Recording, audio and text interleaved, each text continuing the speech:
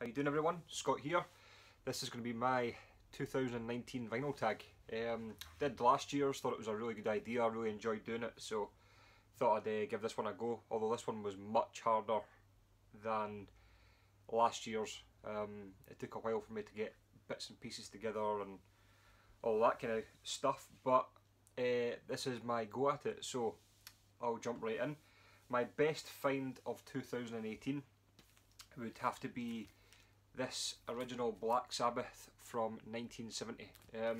Found this in my local record shop and couldn't believe it. It was on the Vertigo label, as you can see, and it was sitting there for £18 and I just didn't know what was wrong with it. But I grabbed it and got it home. Everything was fine with it, so it was just an absolutely amazing find, and I think the cheapest I've seen this so far is about between £50 and £60, so that would definitely have to be my find of 2018. Next one is shout out to other VC channels who deserve more viewers. I think everyone deserves more viewers. I know that's kind of a cop out, but I mean, it's very rare you get the same amount of views or over as your subscribers. I mean, I don't really hit as many views as I have subscribers, so I think everyone could do with more viewers. Plus, it just gives you that kind of it gives you the energy to keep going and make videos because you know they're appreciated and people are viewing. Not that I don't think my videos are appreciated because it's under, but it just gives you that kind of extra bit of energy to do it, I think. But I mean, shout outs, I'd like to do shout outs to, there's channels I watch but don't really comment on because I don't really know the albums that they're showing, but I just like to see them and hear them talking about their albums. So recently I've been watching Steve Carlson. I think his videos are brilliant, really passionate about his music. Well, as we all are, but just really enjoy his videos. Jeff Kempin, always watch his videos but just don't comment because most of the time I don't really know the albums that he's showing. Andrew, Tales from the Crate, always watch his videos, although most of the time it's like about jazz, but I just like the way he comes across and the way he talks about his albums. I mean, I'd love to be one of these guys who could just like loads of styles of music. I mean, although I stick to a lot of metal on my channel, like hard rock and metal, like I obviously do like other types of music, but metal and hard rock are like my passion, so that's why I always just go out, that's why I try to find all those kind of albums. But it's almost, I could do with going into a shop and not finding any metal at all and just kind of start rummaging around other things. I mean, because metal can go both ways. I mean, some people say, like, you start off with hard rock, then it gets to heavy metal, then it gets to thrash, then you get to death metal, extreme metal, but it can go the other way too. I mean, you can start listening to hard rock, and then you can go down the way, get to like AOR, like melodic rock, and then you can get softer and softer, so it can go both ways, and I suppose that's the way it naturally will go. But yeah, I wish I could just open my mind to all different genres, but I love watching those channels anyway. Kind of went off on a tangent there. Okay, next one is, what holes are you looking to fill in your collection? I'm pretty near completion, well, 70s to 90s of Y&T. I think I need I think it's the first 3 albums from Y&T, and that'll be me pretty much done with them. What other holes am I looking? I mean, I've only got a couple of Judas Priest to get, but like the hardest ones to get, probably most expensive. I don't know, but I'd say those are the main ones. Yeah, those are the main ones. I was saying on my Facebook page that I don't own any Metallica, and that is basically due to the price of Metallica records is just unbelievable. I mean, you try to get an original, and it's not like they're rare.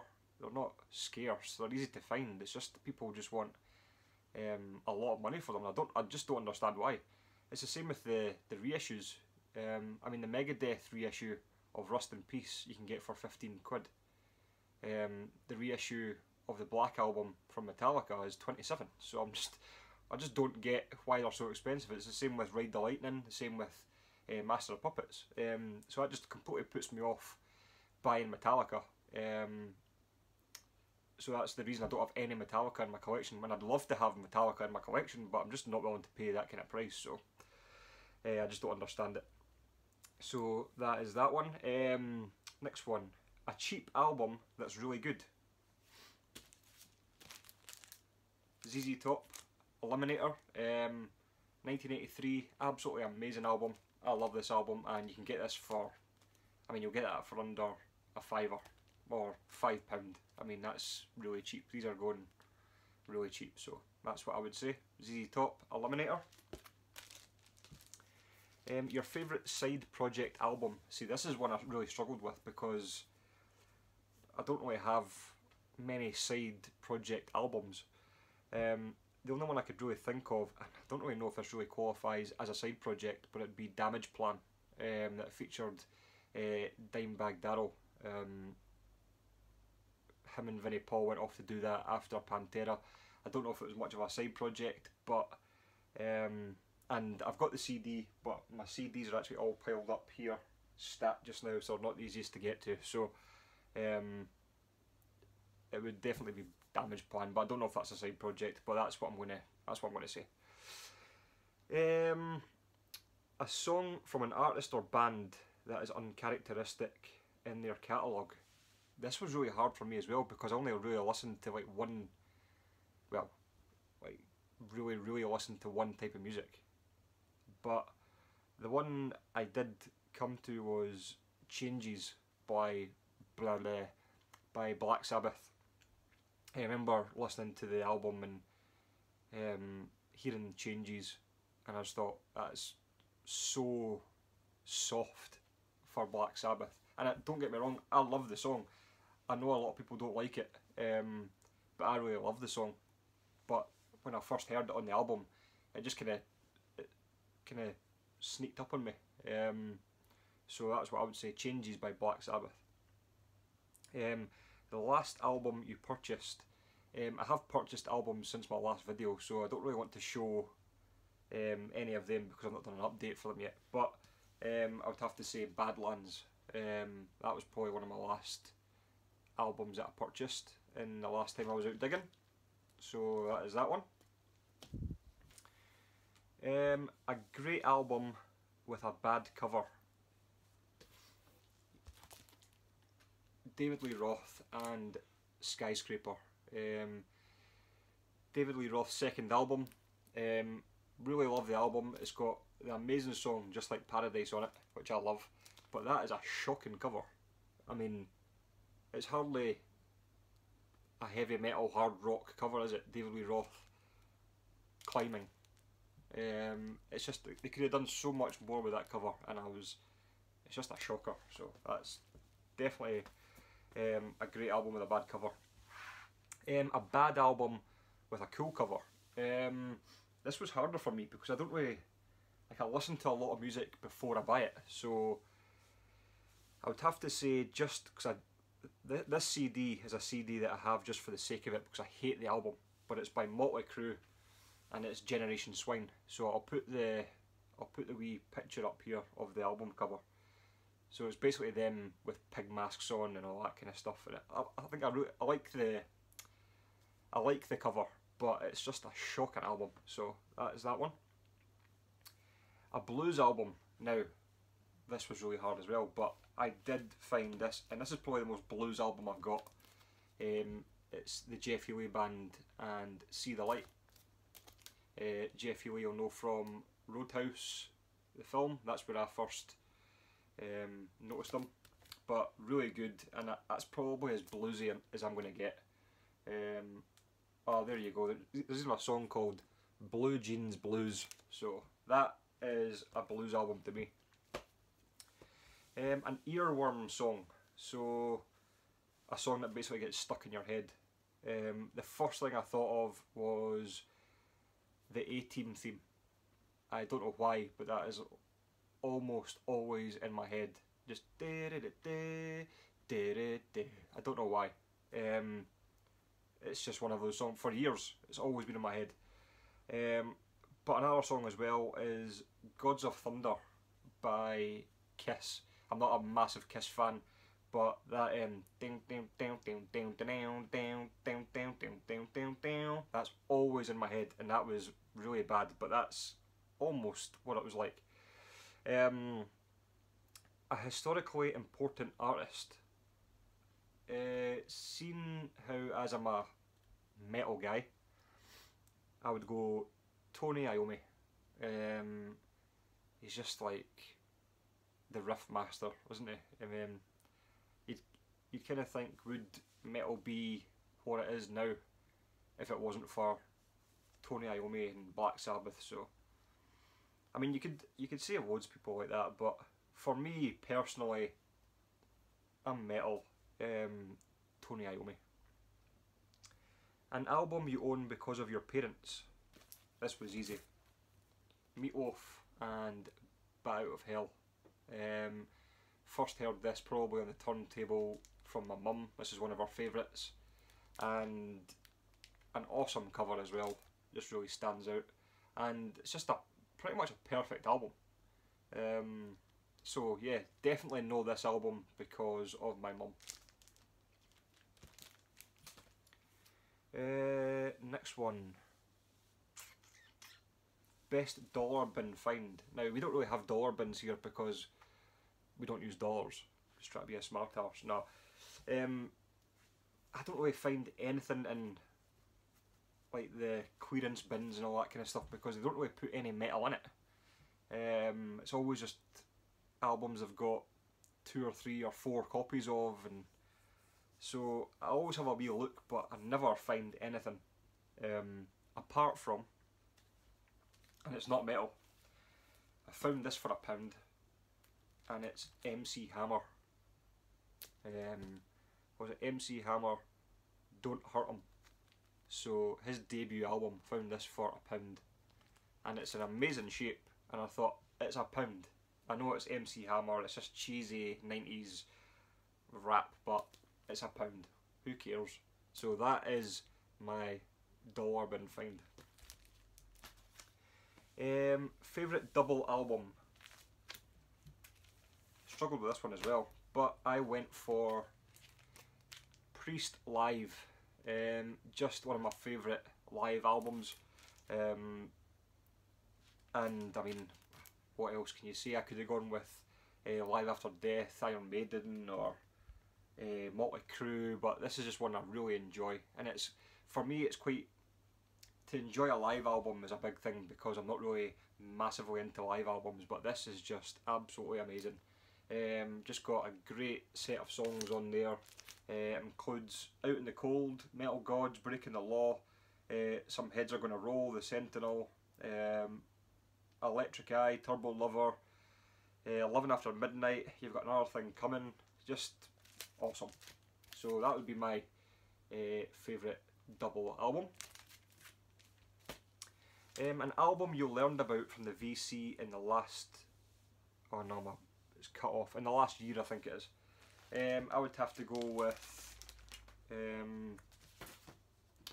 Phantom Blue.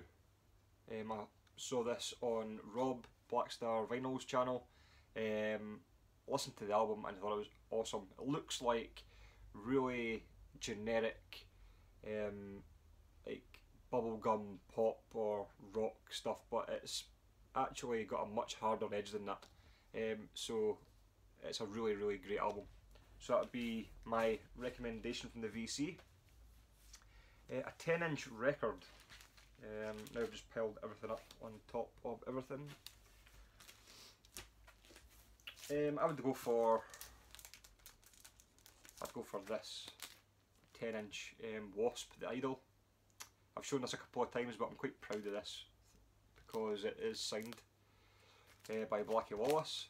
So that would be a 10-inch. And a 7-inch I just stuck with Wasp because they were all together. I do also have the 7-inch of The Idol, and I also have the cover of The Real Me. So, and then it's a wee gatefold, open it up, and it's The Real Me. So you look at the mirror with the coloured vinyl. So there we go, 7-inch. Favourite album to fall asleep to? Now what I do is I normally just put albums on my phone, and if I'm in bed sometimes I just listen to earphones. My wife says, how can you fall asleep listening to all that rock? I don't know. I mean, it's literally blasted in my ears, and that's me gone. But a couple of, like, an album I've been listening to a lot while I'm in my bed, and I just normally just fall asleep to it, is Signal, Loud and Clear. Absolutely amazing album. I don't have it on CD or vinyl, so I usually go on YouTube and just listen to it on YouTube on my phone. But it's just an amazing album, and you can just, it's relaxing, it's easy to listen to, it's just one of those albums that I really love. So Signal, Loud and Clear.